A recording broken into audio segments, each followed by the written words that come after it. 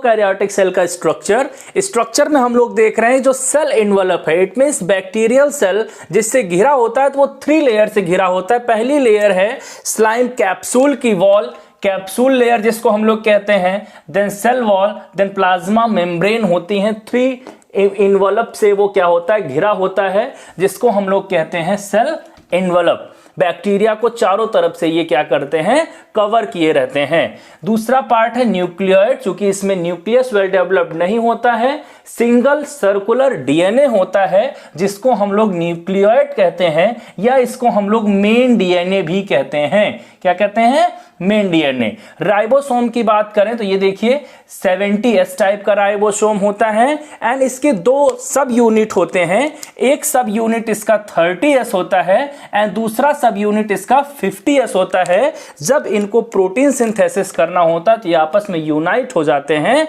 और 70S type का association show करते हैं।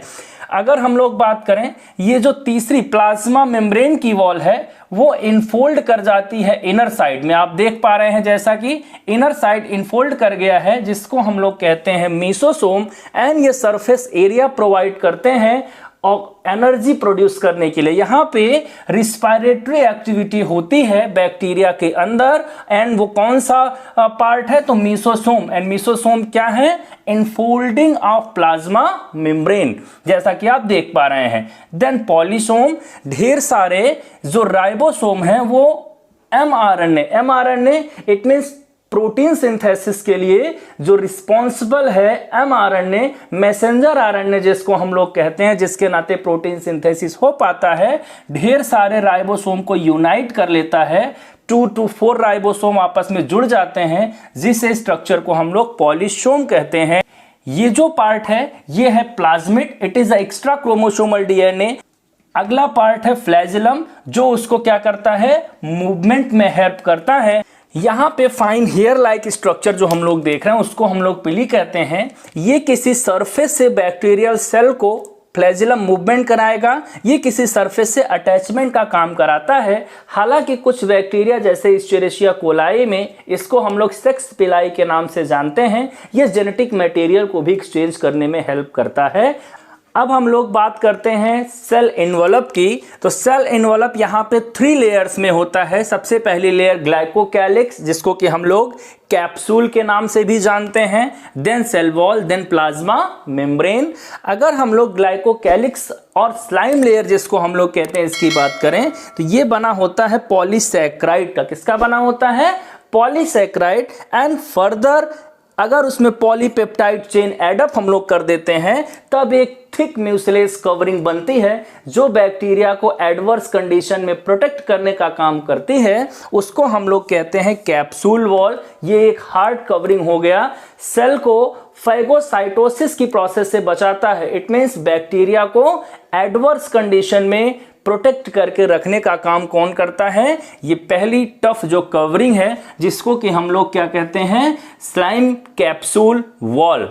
दूसरा लेयर है सेल वॉल का। याद रखिएगा सेल वॉल केमिकली बना होता है पेप्टाइडोग्लाइकॉन का, जिसको हम लोग म्यूकोपॉलीपेप्टाइड्स के नाम से भी जानते हैं और म्यूरिन के नाम से भी जानते हैं। ये 5 nm to 10 nm thick layer होती है, रिजिड कवरिंग बनाती है। इट मींस एक रिजिड कवरिंग, आप जानते हैं सेल वॉल का काम hard rigid covering and structural and mechanical support cell को देता है। एक बात जरूर याद रखिएगा, माइकोप्लाज्मा प्लूरोन्यूमोनिया लाइक ऑर्गेनिज्म में सेल वॉल क्या होती है, एब्सेंट होता है। प्लाज्मा मेम्ब्रेन की बात करें, it is the inner most layer, जैसा कि आप देख पा रहे हैं इसकी इनफोल्डिंग मेसोसोम बनाती है and it is a semi permeable. It means ये सेलेक्टेड चीजों को ही केवल क्या करती है, सेल के अंदर आने देगा और सेल से बाहर जाने देगा। इट मीन सेलेक्टिवली परमिएबल होता है। It maintains the cellular homeostasis. It mean cell के अंदर जितनी भी केमिकल रिएक्शंस हो रहे हैं, जितने भी सब्सटेंस को इन करना है, वाइटल सब्सटेंसेस को इन करता है, आउट करता है, उसमें बहुत बड़ा योगदान ये देता है। इसलिए कहा जाता है इट मेंटेन्स द इंटरनल जो इन्वायरमेंट सेल का है उसको हम लोग कहते हैं होम्योस्टेसिस, उसको ये मेंटेन करने का काम करता है। साइटोप्लाज्म की बात करें तो it lack membrane bound cell organelle, यहाँ पे वेल डेवलप्ड सेल ऑर्गेनेल नहीं होते हैं बैक्टीरियल सेल में, like endoplasmic reticulum, mitochondria, Golgi body, centrosome, vacuoles, well developed even nucleus, ये सब क्या होता है यहाँ पे एब्सेंट होता है। एक बात और ध्यान रखिएगा, it does not show cyclosis. Cyclosis क्या होता है, यूकैरियोटिक सेल में जो साइटोप्लाज्म होता है वो मूवमेंट होता है, साइटोप्लाज्मिक मूवमेंट होता है जिसको क्लॉकवाइज होता है, ये जिसको हम लोग साइक्लोसिस कहते हैं, ये यहाँ पे बैक्टीरियल सेल में एब्सेंट होता है। यहाँ पे it contain inorganic and organic molecules like glycogen, lipid, sulphur granules, enzymes and so on, and it forms inclusion bodies. क्या बनाते हैं, इंक्लूजन बॉडीज बनाते हैं। चूंकि यहाँ पे वैक्यूल स्टोरेज सैक नहीं है, ये याद रखिएगा, इट फॉर्म्स इंक्लूजन बॉडीज। अब हम राइबोसोम की बात करें तो यहाँ पे 70s टाइप का राइबोसोम होता है जिसके दो सब unit 30s and 50s। During protein synthesis ये क्या होते हैं, आपस में यूनाइट होते हैं एंड इस तरीके का अरेंजमेंट बनाते हैं। यहाँ पे जो आप S देख रहे हैं, it is a sedimentation coefficient of ribosome in sucrose gradient, एक यूनिट है जिसको कि हम लोग सीविडबर्ग यूनिट के नाम से भी जानते हैं। यहाँ पे आप ये नंबर्स नहीं हैं, ये इसके दो यूनिट्स हैं, आप इससे कंफ्यूज मत होइएगा। पॉलीराइबोसोम की बात करें तो यहाँ पे ये पार्ट है mRNA का, और आप देख रहे हैं कि ढेर सारे राइबोसोम्स इससे 2 या 4 या 6 राइबोसोम इससे जुड़ करके इस तरीके का स्ट्रक्चर बनाते हैं, इसको हम लोग पॉलीराइबोसोम कहते हैं। एंड ये क्या करता है, इंफॉर्मेशन को ट्रांसलेट करता है। इट मींस mRNA प्रोटीन बनाने की इंफॉर्मेशन को लेकर के राइबोसोम के पास आता है एंड पॉलीराइबोसोम पे इस तरीके से वो यूनाइट होता है, इट मींस पॉलीराइबोसोम बनाता है एंड यहाँ पे इंफॉर्मेशन ट्रांसलेट होती है किसके फॉर्म में, प्रोटीन के फॉर्म में। मीसोसोम की बात करें तो it is the plasma membrane के एक्सटेंशन से बना है। 3 स्ट्रक्चर यहाँ पे देखने को मिलते हैं, vesicles, tubules and lamellae type का स्ट्रक्चर हम लोगों को देखने को मिलता है। किसमें फंक्शन करता है, help in the cell wall formation, cell wall के फॉर्मेशन में बहुत बड़ा योगदान है इसका।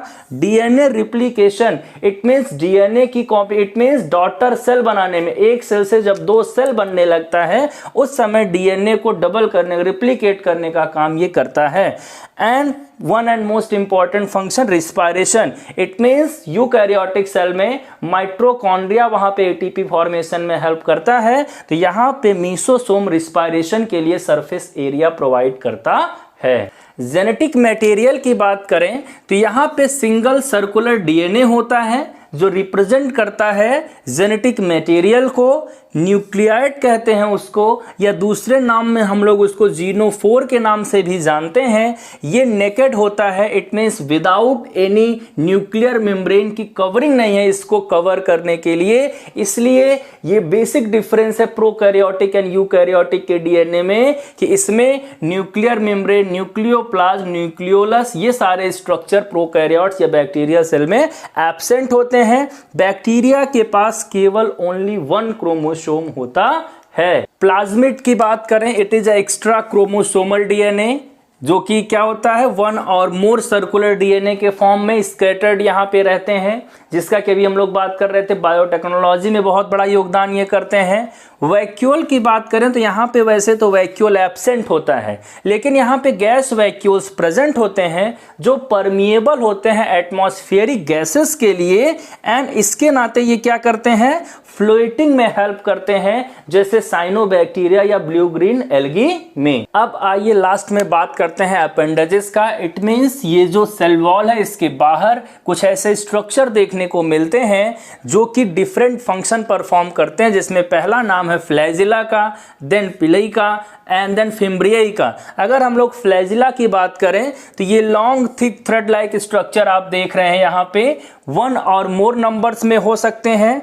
फ्लैजिलिन प्रोटीन के बने होते हैं। अगर इसके स्ट्रक्चर की बात करें तो इसको हम लोग कहते हैं हुक, इसको हम लोग कहते हैं बेसल बॉडी, एंड ये जो स्ट्रक्चर है इसको हम लोग कहते हैं फिलामेंट। ये 3 स्ट्रक्चर क्या करता है, कंटेन करता है। पीली की बात करें, it is a short tubular, non motile. Flagella motile होता है, ये नॉन मोटाइल होता है, फाउंड बाय पिलिन प्रोटीन। और इसका फंक्शन क्या है, तो ये भी क्या करता है, जैसे ई कोलाई वगैरह में जेनेटिक मटेरियल को एक्सचेंज करने का काम करता है, एंड इसको वहां पे हम लोग सेक्स पिली के नाम से जानते हैं। फिम्ब्रियाई की बात करें तो सम ब्रिस्टल लाइक, सीधे रोएदार खड़ा स्ट्रक्चर जिसको हम लोग कहते हैं, help in the attachment to the solid surface और होस्ट। इट मीन्स बैक्टीरिया को सॉलिड होस्ट से अटैच करने का काम करते हैं। यहां पे हमारा ये प्रोकैरियोटिक सेल का स्ट्रक्चर का टॉपिक कंप्लीट होता है। वीडियो कैसा लगा कमेंट बॉक्स में जरूर बताइएगा। आप सब अपना बहुत ध्यान रखिएगा। Thanks for watching.